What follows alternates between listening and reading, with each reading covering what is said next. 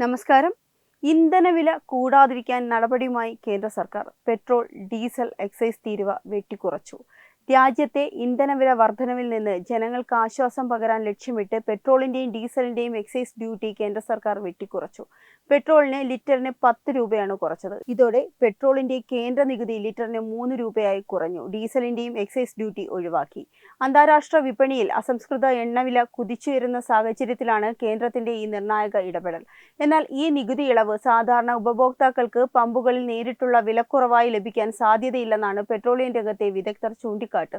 അന്താരാഷ്ട്ര വിപണിയിൽ Brent crude oil വില ബാരലിന് $100 കടന്നതോടെ എണ്ണ കമ്പനികൾ നേരിടുന്ന കനത്ത നഷ്ടം നികത്താനാണ് ഈ നികുതി ഇളവ് പ്രധാനമായും വിനിയോഗിക്കപ്പെടുക.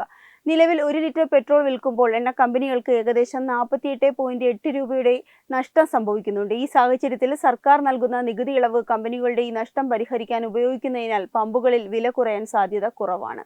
ഇറാൻ-ഇസ്രായേൽ സംഘർഷവും ഹോർമുസ് കടലിടുക്കിലെ ഉപരോധവുമാണ് ആഗോളതലത്തിൽ എണ്ണവില $70 നിന്ന് $122 കുതിക്കാൻ കാരണമായതെന്ന് കേന്ദ്ര പെട്രോളിയം മന്ത്രി ഹർദീപ് സിംഗ് പുരി വ്യക്തമാക്കി.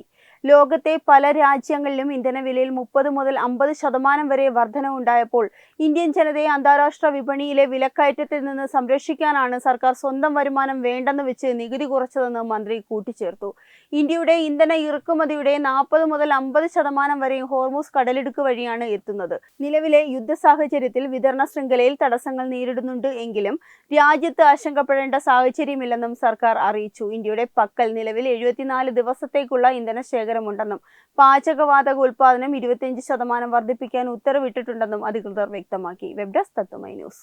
HIV അണുബാധ സന്തോഷപൂർണമായ ഒരു ജീവിതത്തിന് തടസ്സമല്ല. HIV അണുബാധയ്ക്ക് ഫലപ്രദമായ ചികിത്സ ഇന്ന് ലഭ്യമാണ്. ഇതിന് യഥാസമയം അണുബാധ കണ്ടെത്തുന്നതും കാലേക്കൂട്ടി ചികിത്സ നടത്തേണ്ടതും അത്യാവശ്യമാണ്. സൗജന്യമായ ചികിത്സയും മാർഗനിർദ്ദേശങ്ങളും സർക്കാർ ആശുപത്രികളിലെ ART അഥവാ ഉഷസ് കേന്ദ്രങ്ങളിൽ ലഭ്യമാണ്. ആരോഗ്യ സംരക്ഷണം ഓരോരുത്തരുടെയും ഉത്തരവാദിത്തമാണ്.